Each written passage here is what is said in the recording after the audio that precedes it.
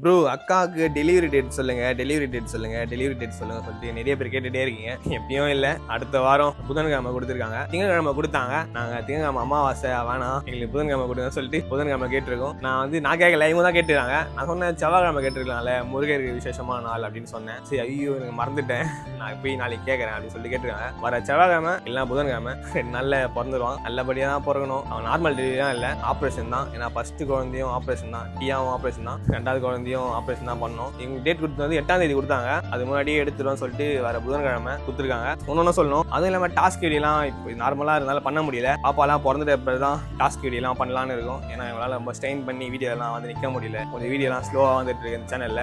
பாப்பா நல்லா பிறக்கணும்னு சொல்லிட்டு எல்லாரும் கடவுள்கிட்ட ப்ரே பண்ணிக்கங்க. பையனாக பிறக்கணும்னு சொல்லிட்டு ப்ரே பண்ணிங்க. எனக்கு ரொம்ப தேங்க்ஸ். ஏன்னா ஃபர்ஸ்டே நீங்கள் பையன் தான் பிறக்கணும்னு சொல்லிட்டு நிறைய கமெண்ட்டில் சொல்லிட்டே இருந்தீங்க. பையன் பிறக்கணும் சொல்லணும், எனக்கு ரொம்ப நன்றி. பொண்ணு பிறக்கணும்னு சொல்கிறவங்களுக்கும் ரொம்ப நன்றி. மற்றபடியில் பார்ப்போம். பை.